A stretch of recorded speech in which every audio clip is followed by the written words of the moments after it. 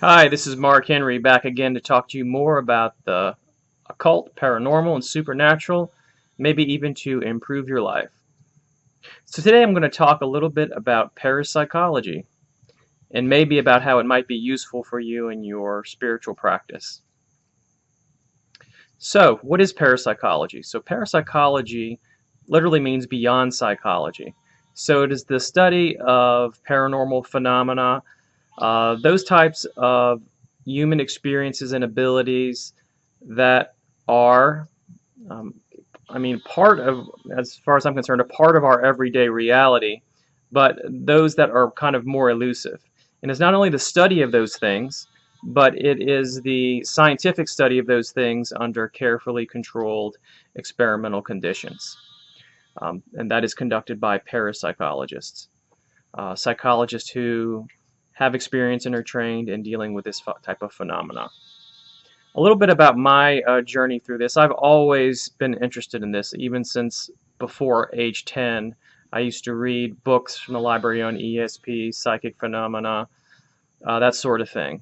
And then I was lucky enough that when I got to college and studied at the university, that I was able to take 3 courses in parapsychology and the paranormal. One was kind of a general parapsychology course. The other one was the study of the paranormal in relation to religious phenomena, Marian apparitions, a little bit about voodoo and possession and things like that. I also took a class, so the third one was on mysticism, which talked a little bit about shamanism, shamanic abilities, and that sort of thing. So I've always been interested in it. I actually wanted to be a parapsychologist at one point. I actually went through and started the psychology track, but I guess life sometimes takes you to kind of in a different direction. So I wound up still doing psychology and doing therapy and just studying the paranormal on my own. So it's been something I've been kind of interested in for quite a while.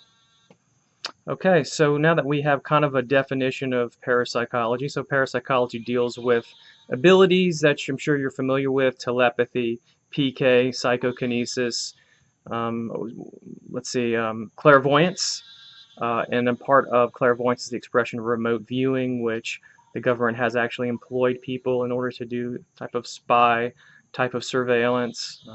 Long history of our government doing that sort of thing. But it's not just limited to that. It's any type of anomalous experience. Now, it's anomalous in the sense that it's not something that it's something that is elusive, but it is something that is kind of ingrained in the fabric of our reality, so to speak. Especially if you're somebody who has a little bit of these abilities and is kind of a sensitive person, sensitive to energy, sensitive to dreams in the future, all those types of phenomena. So to try to jump in. Well, by the way, if you see this term, if you did care to after this video go and study, parapsychology, look things up. If you come across the term anomalistic psychology, we're talking about the same thing. Sometimes they are parapsychologists are using that name, anomalistic psychology, to indicate that since parapsychology means beyond psychology, anomalistic psychology is saying that it is part of psychology. It's just kind of those unusual type of elusive events that occur that we're trying to study under carefully controlled conditions. So don't let that term fool you. They're talking about the exact same thing. A couple of things that parapsychologists sort of, I guess, distinction, if you want to think about this field, is the difference between a skeptic and a cynic. So a skeptic is actually welcomed. In science, a skeptic is somebody who has pretty much an open mind. They're not going to assume anything one way or the other, and they're going to let the evidence of the experiment bear things out. A cynic, on the other hand, is as the same category as the undaunting believer who will believe anything that comes along. It's all energy, it's all X, Y, and Z, and I believe in it all without any type of careful discernment or distinction between things. So the cynic is the opposite.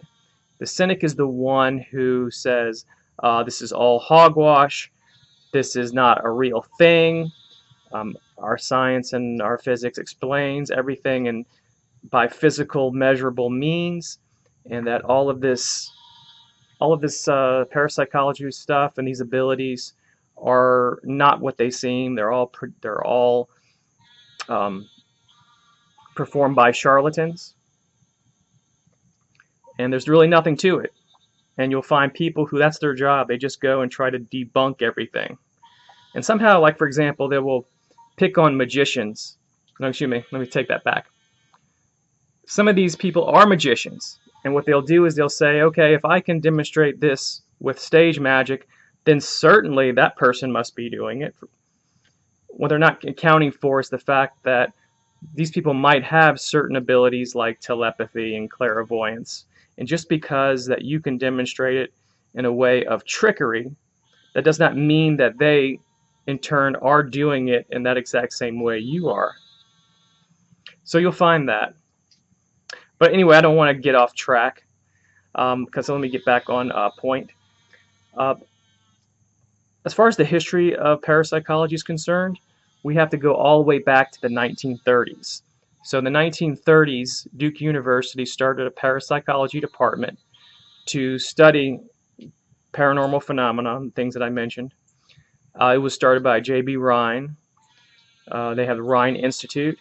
And they started studying ESP, telepathy. They had these little cards called Zener cards, which they would have like squiggly lines, squares, stars, and stuff. And what they would do, they'd be 5 different designs, and they would, under controlled conditions, try to see if somebody could predict the order, or they would design it so that they could maybe see what they were actually holding across a kind of a divider. You would see some sort of this if you saw the original Ghostbusters movie with Harold Ramis, Dan Aykroyd, and all of them. So that's kind of falls in that same sort of vein. Also another kind of distinction that parapsychologists make is the difference between an experience and an event. So since we're dealing with science and psychology and verifiable results, someone can have a psychic experience, but if there is no proof that it happened or they couldn't verify it, it's just an experience. But if that experience that they have bears out to actually be a thing, so the psychic is able to predict, 60 cards in a row without fail of those 5 cards that I mentioned, then that's statistically significant, and that might be considered an event, something that actually happened, and not just something that happened in the person's mind according to their own subjective experience. There isn't just things internal going on. He was able to actually predict what was happening. So that's the difference between an experience and an event. Now, why, I guess, should we care? As someone who practices the paranormal, the occult, why should we care what scientists are studying and doing with these people? After all, if you are somebody who's already convinced that this is true, why do we even have to study this? Well, one, you don't have to, but if you want to, here are the reasons why. Well, one is that parapsychology has struggled to get credibility in the field of science. That's one reason why they do that. They do these studies and they're able to show, if the studies are carefully controlled, double-blind experiments, they're able to show that, hey, this was actually a thing. And if they can repeat it, then that's even better. That's the kind of the hallmark gold standard of scientific research. But why would it be important for you is that if you were to know the outcome of these studies, you probably could fine-tune your results. And I'll give you some examples about some 3 or 4 different things that the parapsychological research has shown to be true for the most part. Okay, so for one thing, what parapsychology says is that if you're going to practice precognition, you are less likely to predict a future event anytime it is associated with a number. So, for example, if you were somebody who went and tried to predict an event in your own personal life and predict it on an actual day, like a date,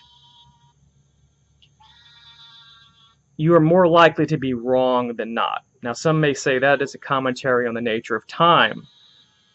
Parapsychologists say that it is hard to predict when something's going to happen on the date, because as soon as you start engaging in numbers, you're engaging your analytical mind, and that kind of short circuits the process of extrasensory perception. Interesting. So, again, so if you were doing this on your own, be careful about time, be careful about events. This is also why I suspect that psychics are not very successful at predicting lottery numbers. Again, this is dealing with data, you're dealing with digits. You're trying to predict 6 or 7 numbers. And they keep, I know in our state, they keep adding the digits, so there's a much worse chance of you getting it. They keep breaking more money and fleece the people, but that's a whole other story. But anyway, so that's, I think, the reason why more people don't win the lottery. People who, as far as the people who are gifted in these areas. At least one of the reasons. Number 2 is that, and this is interesting, is that people who engage with unseen realities, talk about out-of-body experiences, even people who see UFOs and claim to be abducted by aliens, whole UFO phenomena, there seems to be quite a bit of trauma in their background, whether abuse, neglect, it could be mental, emotional, sexual.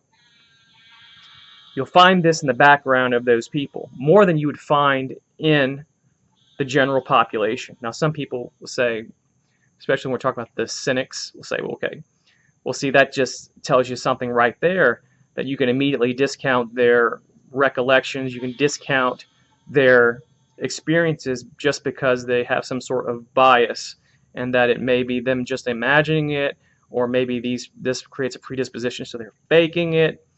What parapsychologists also are open to the possibility of is that the areas of the brain, the amygdala, the hippocampus, part of the limbic system that is responsible for memory, decision-making, selective perception, that are different because of these traumas, and that it may open them up to these type of experiences. Pretty cool stuff. So if you're somebody who may be a trauma survivor, it would be a good thing to know that, who knows, if you haven't tried working with some of these abilities, you might have a little bit of an edge. Who knows? It's worth checking out. Number 3 is that when they've studied, parapsychologists have studied extrasensory perception, sometimes called psi. It doesn't matter whether it's clairvoyance or precognition or remote viewing. When they're doing the experiments, and if after the person makes their prediction or gives them their information, if the experimenter immediately gives them feedback on whether right or wrong, they're more likely to have future success. It's almost like they're kind of, and this is my interpretation, is that you're giving them feedback whether right or wrong. It helps them fine-tune it. And as long as the experimenters are honest and they're not trying to make it easy for them, I think that this is kind of a likely scenario.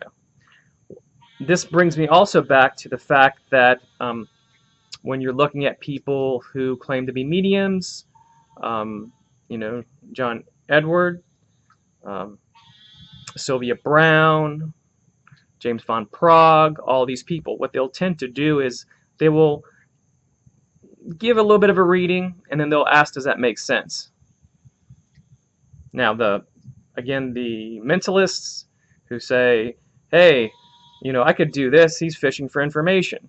Well, he may be fishing for information, or he may be using the fact that if it makes sense, it helps him tune in further to what's going on through his perceptions, through his subjective experience. Because after all, like I said, if they get feedback on their hits, they're more likely to improve. So, something to think about.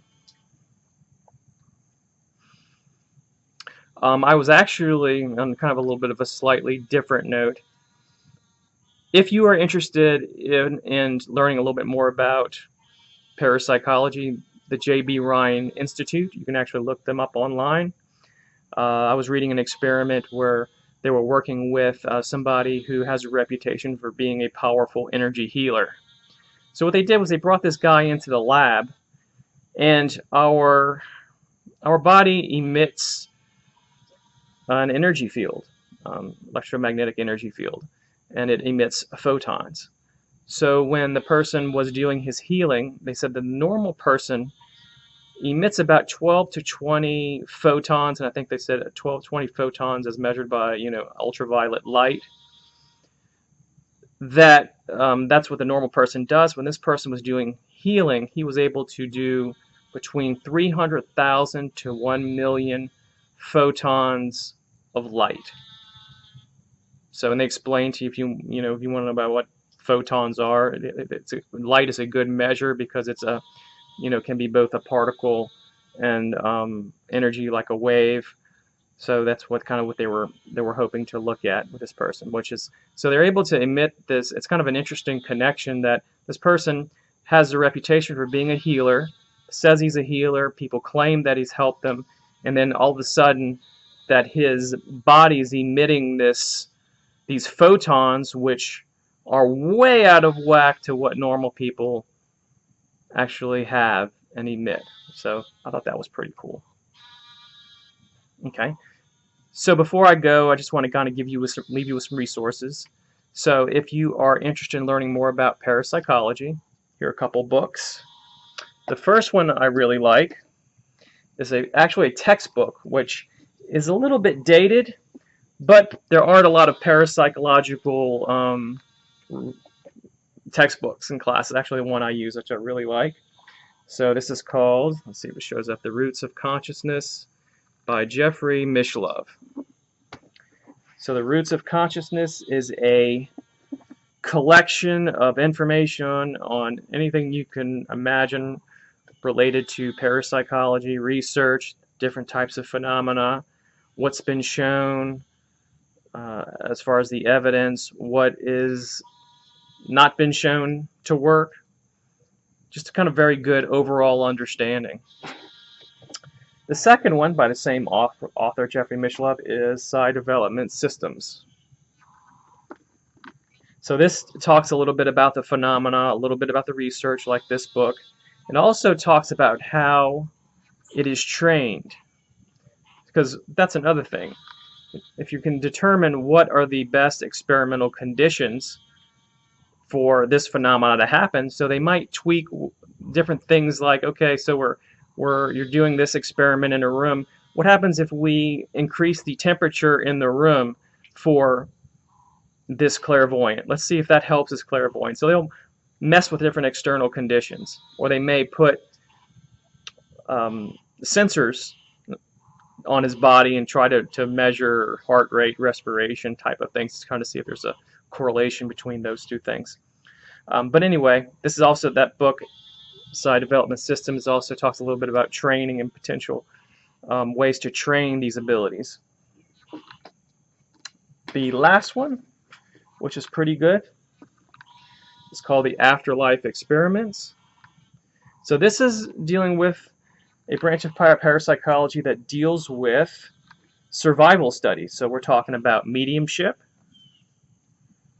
We're talking about possibly out-of-body experiences, near-death experiences, all that type of phenomena. So the afterlife experiments, what that is about is the scientific study of mediums. Maybe I think even the John Edward that we talked about earlier. I believe they studied him and trying to determine is the information he's giving, is it valid, is it true, hits, is he really using some type of abilities, is he really is he really communicating with the dead in order to get this information? So really cool stuff. So anyway, I blabbed on enough about this type of stuff. So I will see you another time. Please subscribe and like, and I will see you in the future for another cool video on the occult paranormal.